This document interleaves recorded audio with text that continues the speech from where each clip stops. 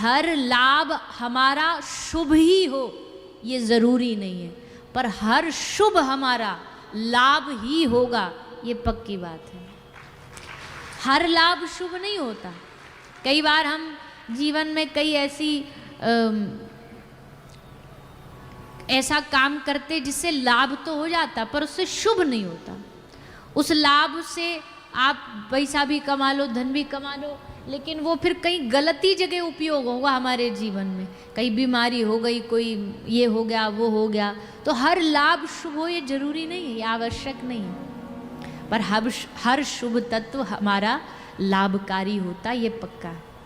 तो भगवान ने अगर कोई हानि दी है तो हो सकता है वो भी लाभकारी हो, उसमें भी भगवान ने कुछ हित छुपाया हो। ऐसा मन में भाव रखो तो भगवान भी देख लेंगे, भैया ये तो पक्की मिट्टी का बना है, इसको हम कितना भी डगमगवा दें, कितना भी इसे डुला दें, ये नहीं हटेगा। कभी कभी तो भगवान जानबूझ करके ये गुगलियां फेंकते हैं, जानबूझ करके ये बॉल फेंकते हैं कि देखूं बिखरेगा कि नहीं, टूटेगा कि नहीं, हमारे रास्ते से हटेगा कि नहीं। और कमज़ोर लोग बीच रास्ता में ही हाथ छुड़ा के, बाँह छुड़ा के लौट जाते हैं ठाकुर जी की, क्योंकि भरोसा नहीं है, पूरा विश्वास नहीं। और भगवान ने दिया ही इसलिए था, ये जीवन में ये परेशानी दी इसलिए थी कि देखूं तो सही, डटा रहता कि भाग जाता दुम दबा के। पर भैया डटे रहना, भागना नहीं। ठाकुर जी से भाग के जाओगे कहाँ? उनसे भाग करके जीवन में पाओगे क्या?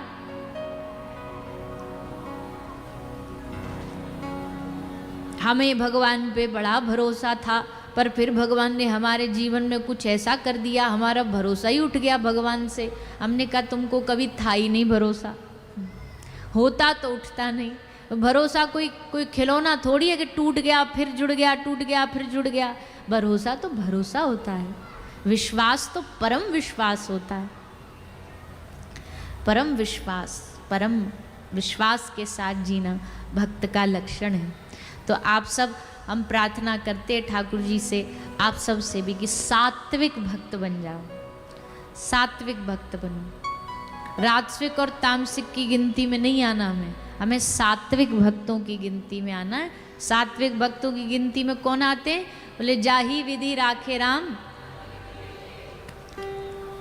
बस सीताराम सीताराम, ये नहीं छूटना चाहिए जुबान से। राधे श्याम हरे कृष्ण राधा श्री राधा, ये नहीं छूटना चाहिए। इतना तो हम जरूर कहेंगे कि भैया खूब बढ़िया आनंद से मनाओ अपने जो भी आपके घर के उत्सव हैं, शादी ब्याह, पर उन शादी ब्याहों में आजकल जो नकारात्मकता बढ़ रही है ना, जो नशा बढ़ रहा है, जो गाली गलौच बढ़ रही है, ये थोड़ा सा नहीं होना चाहिए, क्योंकि ये हमारे धर्म का सात्विक उत्सव माना जाता है, विवाह उत्सव। पर उस विवाह उत्सव में सात्विकता तो बहुत अब कमी बची है। अब नशेबाजी, गलत काम, ये सब ज़्यादा बढ़ गए हैं। तो इसलिए हमें कोशिश करना चाहिए अपने घर के बालकों का जो विवाह करो पूरी सात्विकता से करो, शुद्धता से करो, भगवान का आशीर्वाद लेके करो, संतों का आशीर्वाद लेके करो, गैया ब्राह्मणों का आशीर्वाद लेकर के करो उसमें। और ये नशा तो बिल्कुल होना ही नहीं चाहिए। अब विवाह में एक तरफ मंत्रोच्चारण, फेरे चल रहे हैं, अग्नि भगवान को आहुति दी जा रही है, और दूसरी तरफ वहाँ बार लगा हुआ है और सबरे वहाँ बैठ करके बोतलों में। अब बताओ कैसी ये सात्विकता है, कैसा ये विवाह प्रसंग है? सदाचार ही नष्ट कर दिया। कई बार तो लड़का के पिताजी खुद ही भूल जाते हैं, शराब पी करके मदमस्त होके अपने छोरा के ब्याह में डीजे पे नाचते हैं। आज मेरी यार की शादी है याद ही नहीं रहता कि ब्याह है किसका, उसी पे मटकते रहते, नाचते रहते। तो भैया सात्विक प्रसंगों को सात्विक रहें और कोशिश करो, जैसे हमने एक दिन पहले भी कहा था कि आप जो अपना व्यय करते हो शादी ब्याहों में, और बुरा नहीं मानिएगा आप सब लोग नोएडा वालों, पर मान जाओ तो मान जाओ, आज हमारा लास्ट दिन है। पहले दिनों में फिर भी न थोड़ा सा समझदारी से बोलना पड़ता, अब लास्ट वाले दिन तुम मान भी जाओगे, तुम अपने घर हम अपने घर। खैर नहीं, कोई हमारा आपका अंतिम ये नाता नहीं है, तो ठाकुर जी की कृपा से बार बार मिलना जुलना चलता रहेगा। पर क्या बोले, हाँ नोएडा, तो नोएडा वाले बुरा नहीं मानिएगा, पर अब क्या करें, जमीन बिक गई है। अब आ गया भगवान की कृपा से, खूब कृपा हुई कि बढ़िया अच्छा खासा पैसा आ गया, पर अब भैया उसका उपयोग ढंग से करिए, उसका उपयोग बढ़िया तरीके से करिए। कहीं आपकी आगे आने वाली पीढ़ी सिर्फ गलत कामों में, नशों में ना बन करके रह जाए। थोड़ा सा समझदारी होना बहुत आवश्यक है। उस धन का उपयोग, अब आप आजकल के ब्याह देखो कैसे ग्रैंड लेवल पर किए जाते हैं, कितना धन धान्य व्यय किया जाता है, तो वो सब अपनी अपनी सबकी रुचि है, उसमें किसी का कोई ज्ञान भी काम नहीं आता। भले ही तुम कितना भी ज्ञान देते रहो, करेंगे तो हम अपनी मन की। पर इतना तो हम निवेदन कर सकते कि जो भी आप अपने विवाह में, अपने पर्सनल फेस्टिवल्स में, फंक्शंस में जो खर्चा करते हो, उसका अगर 5% भी, 5%, 10% भी थोड़ा सा उसमें से बचा करके आप किसी आवश्यक व्यक्ति की मदद कर दोगे, किसी ज़रूरतमंद की मदद कर दोगे, तो उससे बेहतर हमारे लिए कोई उत्सव हो नहीं सकता।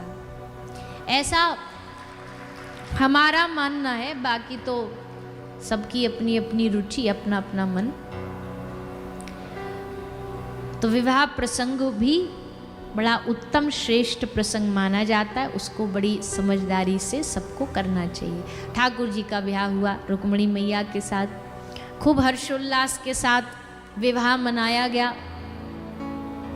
देवलोक से देवता बराती बन करके आए, सब बड़े से बड़े ब्राह्मणों को बुलाया गया, रिद्धि चारण स्तुति करने आए, अप्सराएं नृत्य करने आई, सबने भगवान के प्रथम विवाह का धूमधाम से आनंद लिया।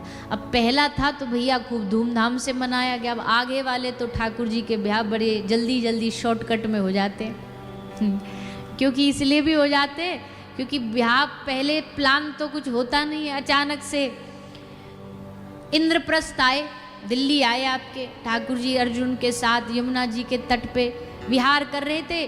कालिंदी मैया यमुना महारानी यहीं पे तपस्या कर रही थी।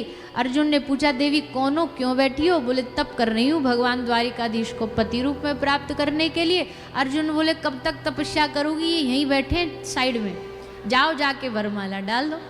तो आए थे वॉक करने और वहाँ आकर के कालिंदी मैया ने वरमाला डाल दी, हो गया ब्याह।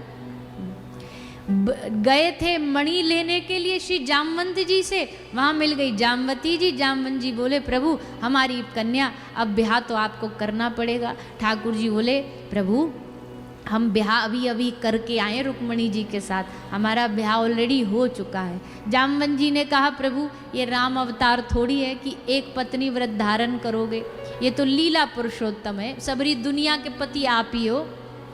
ठाकुर जी को और ने थोड़ी सी हवा भर दी। ठाकुर जी बोला अच्छा ठीक है, लाओ माला लाओ, हम करते हैं तुम्हारी पुत्री से ब्याह। तो जामवती जी से विवाह कर लिया, सत्यभामा जी से विवाह, कालिंदी जी से विवाह। ठाकुर जी एक एक करके इन सब अष्ट राजकुमारियों से विवाह करते हैं, सबको अपना बनाते हैं, सब पर कृपा करते हैं। और उसके उपरांत ठाकुर जी कृपा करते 16,000 कन्याओं के ऊपर, सबको बंदी गृह से एक राक्षस दैत्य के कारागार से मुक्त करा के इन सब के साथ भी भगवान ने विवाह किया।